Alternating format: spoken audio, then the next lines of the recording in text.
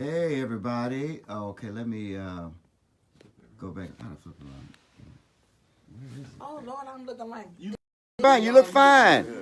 Hey everybody, I'm here at the home of Mother Mary Beth Gentry. She is the president of the National Convention of Gospel Choirs and Choruses here in St. Louis, and she's going to just share a little bit. I've asked her. Let me turn this back around there. That's not it. So we're gonna turn around. Hey, Mother Gentry, how you doing? I'm doing great. So we were talking earlier about how you just tell us a little bit about your career, how you started this. Hey, Demetrius, this is Mother Mary Beth Gentry, the president of the National Convention of Gospel Choirs and Choruses. Better known the Dorsey. Better known the Dorsey Convention. So she's gonna share. Hey, Omar. So a lot of folks are on here, brother. Kendrick, see you. Hey, Dr. Gentry, they're already speaking. Tell us how you became, well, when you first started. You said the convention started in 1932. Yes, I was born in the convention. So I started attending in 1948 when I was a baby, when I was born. In fact, I have a picture of me and my mom getting on the train and my dad, and I was in his arms. So I had to be about a year old, so it had to be 1949. Yeah. So anyway, I've been a part of that all my life. I was mentored by Dr. Dorsey. Okay. Which was a fabulous part of my life. Yes. And then my mom and dad mentored me, and then Roberta Martin started helping me out with some vocal things, and it was just a beautiful life that I've had. And as we got older, I worked in the youth department. I was an officer in there. And then I met Bishop Kenneth Moles, and we all grew up in there. Okay. I've been knowing him. I knew him 56 years when he passed. We had been friends 56 years with his lovely wife, Lady Moles. And anyway, he prophesied to me. He said, you know you're going to be the next president. I said, no, that's not my calling. I always thought my job was to work behind the scenes. I never wanted to be forward. And he said, no. So one day he took a tally at a board meeting we were having. And he said, who do you all see as being the next president? And believe it or not, when the tally came back, 91% had my name. And I said, me? I said, oh, no, they got the wrong one. So I marched out of there. So in 28, Bishop Mose took his hand and put it up in my forehead and said, I'm passing the mantle on to you. And I hit the floor at the hall. And I said, me. And when I came to, I said, now you can play all your little tricks of religion all you want to and try to entice me into being, but that's not me. He said, he said, you keep on talking here. I said, yes, sir. But I know I'm not president material. I don't know anything about it. He said, just keep on living. And then in 2010, he passed. Right. And it was his last convention. He had just turned to me. We were getting ready to leave the hotel in Orlando. And he said, I'm going to preach this year for consecration. We've been asking him, but he never wanted to preach. He said, I'm the president. No, but the members wanted him because he always had a word for us. So, and when he died, they called me that night. His niece called me. And she said, Bishop is gone on. Of course, I threw the phone down. It was total disbelief because I had just talked to him. And I said, no. And then some of the members called me that were on the board and said, well, what do you want us to do? And they said, because you're next time. No, I said, you all just take over whatever. Right now, I don't even want to deal with this. But that night, I went to sleep. After laying up half the night, I think I slept a couple of hours. And then I started getting calls from other board members saying, don't do that. You all excuse this. He said, don't do that. That's not what Bishop wanted, and that's not what it's to be. So a lady out of Detroit, Pastor Winfrey, called me and said, don't worry about it. Read Joshua 1:7. Right. And I read that thing that morning. Yes. Then I had called the people back and told them, I'll do what I can if y'all just work with me. But I said, right now, I don't even want to talk about anything. So I left everything vacant for a year. I told we leaving everything the same. We had an emergency board meeting late October. I can't remember, in Atlanta, Georgia. We had come together because, you had to after you lose your leader. Right. You got to come together. So the board came and members came. And we cried and we, talked about it. And then they said, well, you're it. So I said, no, we leaving everything. I'm still First Vice President Gentry for 1 year. I said, out of respect, that man gave his life for this convention. I said, out of respect to him, we're not changing no titles. We're not doing nothing for a year. I said, and the Lord had told me, say, stand still and watch the lay of the land. Just like I'm talking to you, I said, the lay of the land. What's it? And then I understood.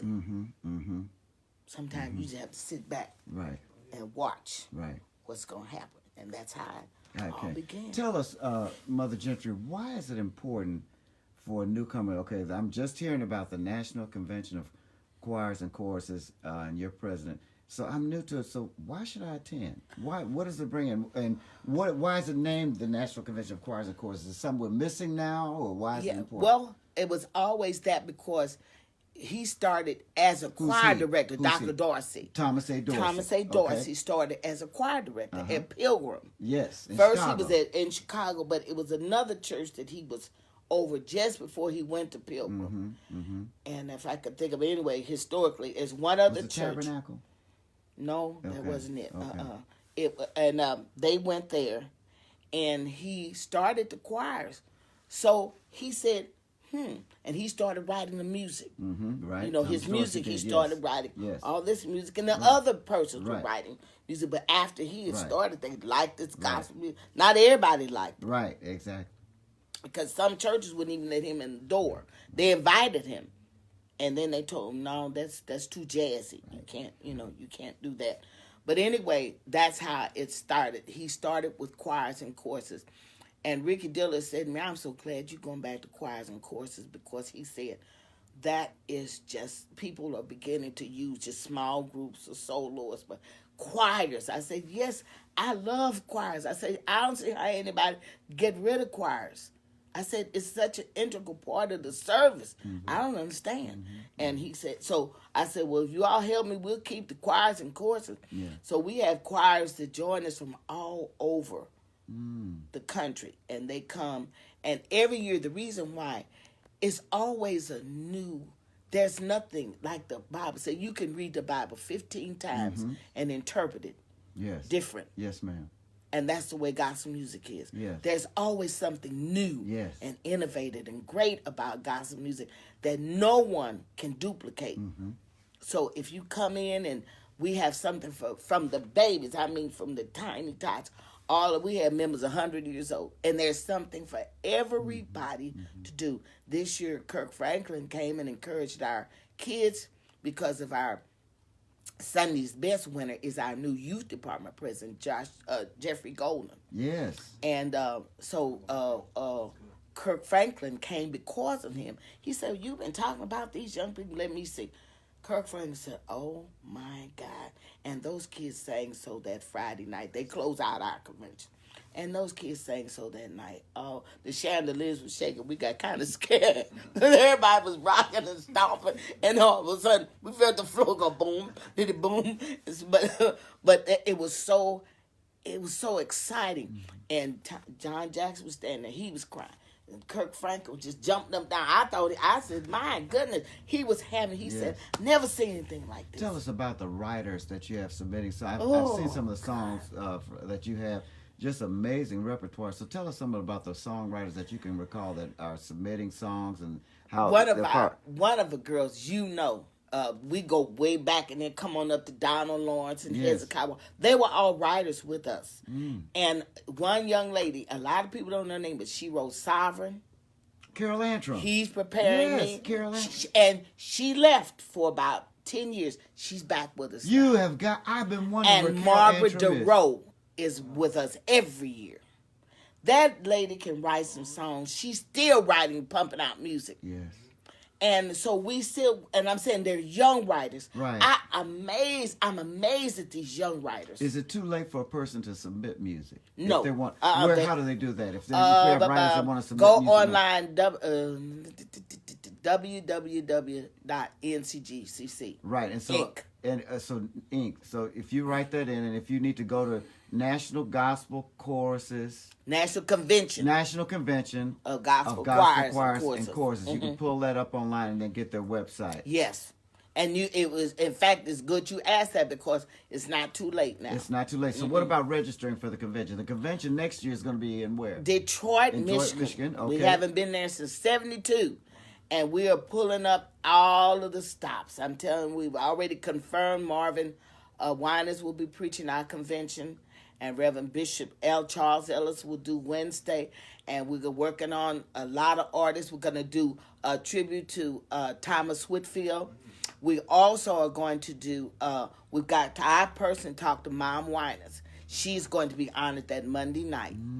And we just, it's so many, it's so much stuff going to happen. You can't talk about the Tuesday big special yet, can you? Not till we, okay, got you. That's going to be amazing. So you don't want to miss. Tuesday. Y'all don't want to miss that. Yeah, that's going to be amazing. You know, I want to talk about, people don't know, Mother Gentry, about when I remember when I was minister of music at Sunny Mount, you were amazing. I think lyric soprano. Yes, I was. Back in the day, and so I don't think people remember that. Talk a little bit about your span of career. Even someone here was mentioning that we were talking about. Share a little bit about your career early on. You were amazing soprano singer. I was when I was in high school. My music director said, "Boy, I got to get you a scholarship." What high school was that? Vashon. Vashon High. okay. Ooh, I dare not say Vashon High School. I get killed. Right. But class of '66. Yeah. Okay, and anyway, I was supposed to get a scholarship to Hampton, Virginia, and I didn't because he didn't turn it in time, and they only had scholarships in other areas. But what I forgot, you could always go to school and change your major, once you get on there. But anyway, and then I always thought, and I sung for some of the best person, and Jesse Jackson heard me sing, and I sung every time he would come to town when he was running for president. Rainbow, just a beautiful career. And Mr. James McDonald Aircraft heard me sing at an event, and he pulled me to the side. He said, I'm gonna take you, I got to get you under the right coach. So gentlemen, I went to Webster University to get my master's in music. I minored in music at Harris Teachers College, but I have a master's degree plus 30 from Webster and then WashU. And I was this lyric soprano, and I said, and then it's strange how your whole career, you didn't understand, well, why didn't I go somewhere? And when I tried out for the Metropolitan Opera, I was 32 and a half. They wouldn't take me because they said, you got to under some kind of something for 3 years. And that was back in the 80s. It was 79 going into 80. Do you remember what you sung on that audition? What piece did you do for the audition? I did Vici Donate, and I did a number, it was a number, very unknown number that I did. My voice teacher found that song. Mm-hmm. She said, that's you, and I did it. And the judges wrote me wonderful notes. And they said, but please open your eyes, because I used to sing with my eyes closed a lot. And they asked me, that's all we want, to connect with you. And and they all wrote at the bottom, we're so sorry, you're too old right now, to get into the training courses, to go into the Met. So you taught for a while. You taught school? I taught school for 32 years. I taught math.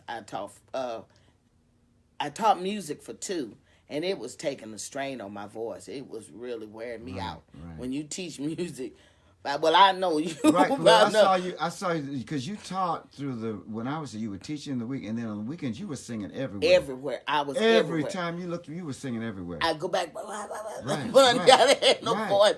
So I said, okay. So a math position came over, and I taught from then on for 22 years. I taught math. I love math. I taught algebra. Kids come out, I hate math. I said, you're not going to hate it when you leave out of here, so just shut up and sit down and get over here and get busy.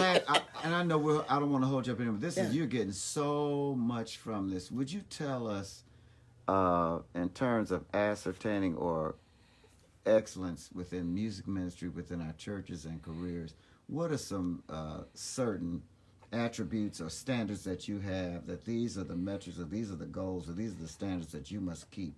And are 3 things that you would say to these musicians now in order to maintain excellence, to Work with the leadership. Talk a little bit about that. That's one. You cannot outdo, or should you even want to outdo, the pastor of the church. You should want to work with them. They work with you. The choir you should almost be so in tune with him when he gets up to preach. You almost know. And the numbers afterwards. And the other thing is love for your ministry.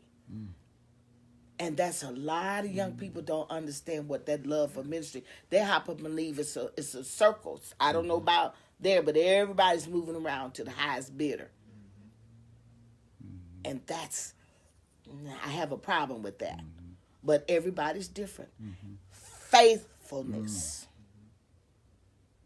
If you get in a church and you and that minister are clicking, and it may not always be the way you want it to, but hang in there. I've seen faithfulness work out, will out with a musician more than anything in the world. That's faithfulness. I kid you not. It works. You got to try it, though. It's something that somebody, and those are the three things I would say. Love for what you do. And learn all kinds of music. Leads, hymns, anthems, spirituals. Don't put yourself in a box and just say, well, that's only one type of music. No, it isn't. Music, singing to God, has all kinds of realms and entities. So please don't lose that. No, and if you're going to learn, please learn how to sight read. That's just a little thing. And everything you hear on the radio is not appropriate for Sunday morning service. There's some good music out there. Great music, but every song is not meant for Sunday morning worship. But we're getting away from it. Everybody is whatever the people want. Yes. And I guess God is an afterthought on some of these. Some of the churches. Well, Jesus. Yeah. But I'm old fashioned, so that's just part of it. Well, you're old fashioned, but you're leading you're shifting this convention into a modern day. So you're keeping the old with the new, and you're drawing. It's amazing what's coming. Well, these kids, I love kids. I've always loved them, and I talk with my young people every year. I go and sit in their session. Yes. And we have a talk. Yes. I said, I want to know. I want to talk. Right. You tell me what do you want from this convention? Right. You pay your money just like everybody else. What do you want out of this convention? And we have my staff one time said, "Well, Miss Gentry, you sit around and you talk to them, the new people that have never come before." They said, "Well, why don't you have a sex?" Fine. They came up with that idea, and every year I said, the people that this their first year coming, we sit and have a good talk. We talk face to face, one on one. Right. And it's the people just said, well, we feel warm. I said, well, that's what I always. Dr. Dorsey maintained that. That didn't start with me. What do you remember about him? This is the last question. What do you remember about him? Tell us, sisters. Many don't know Thomas Dorsey, Precious Lord. We know he's right of that and many other songs. But tell us, what do you remember about him? The man was a giant and millenniums ahead of his time. He had a home that he had built in Chicago that if gospel singers got on hard times, they would have somewhere to come and live. From the ground up, they built it in 1974. And it was a brand new building. It was sponsored by HUD and the convention. Wow. And the building is no longer in existence. We couldn't keep our end up, so we lost the building to HUD.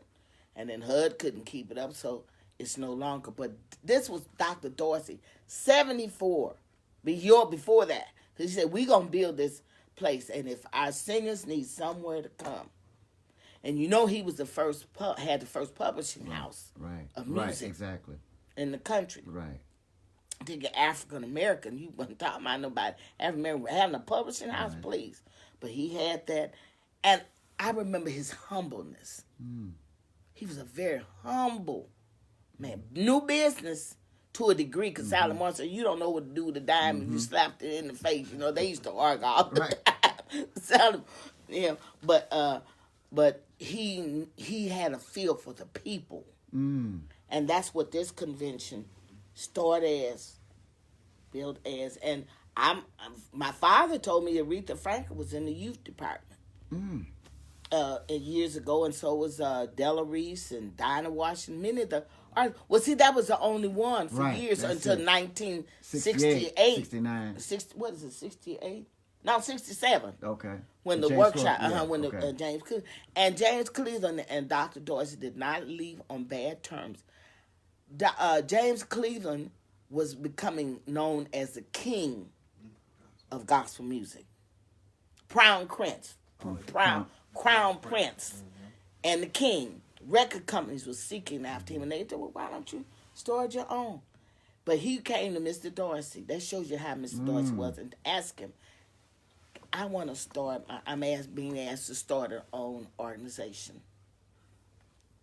He said, yeah, I'll help you in any way I could. He and Sally Martin worked with James Cleveland. That's why so many entities at the beginning were alike. Like we had the school and we had all that. We've had all of that, since the 40s, 30s, and 40s. Consecration. Right. All of that's been, forever. Okay. So we know that Mother Gentry, thank you for sharing this, and we just want again to reiterate, you've got listeners all over the country, everybody's on here. So they want to just know again the dates of the convention, and I think Brother Christopher Watkins has put the website up. He said it's www.n as in Nancy cgccinc.org. So I will repost that on my site for everybody that's interested. But go ahead. The National Convention of Choruses and Choirs, of Gospel Choruses and Choirs, will convene in Detroit, Michigan. At the Marriott Downtown Hotel, August the 4th through August the 11th. Okay. And we will be there that whole week, starting at Saturday. We focus in on our young people. They kick us off and they end us. Right. Our young people do. And so, we are speaking to live. We are with in the home of Mother Mary Beth Gentry, and she is tell us your title again for this convention. The national president of this wonderful body of Christian singers, the National Convention of Gospel Choirs and Choruses, also known as the Dorsey Convention, founded by the one and only Thomas Andrew Dorsey, and also the Bishop Kenneth H. Mose Sr. We'll close us out in prayer, Mother Gentry. Just pray for these musicians. You got singers. Callie Day is sending her love.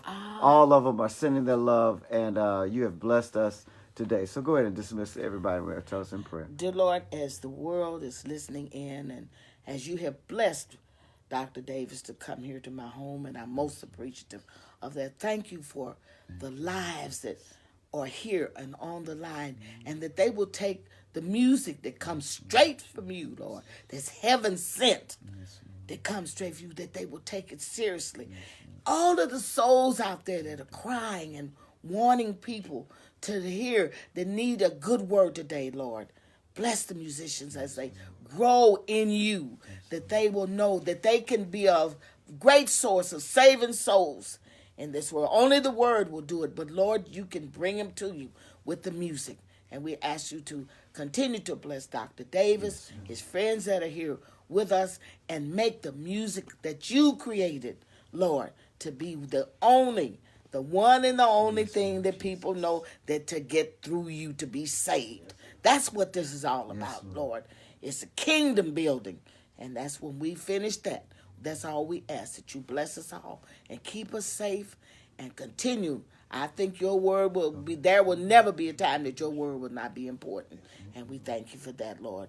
We ask you in your name to bless us all. Thank you, Jesus. And let everyone have a wonderful 2019 in that care. Amen. Amen. Well, guys, you got it straight from the home of Mother Mary Beth Gentry. We will resume All Things Dr. Leo on Friday, January 4th at 9 o'clock with Richard Smallwood as my guest. So I'm excited. This is an impromptu one, but I hope you enjoyed. Please share. Love you, Callie Day. Love all of you. Bye-bye.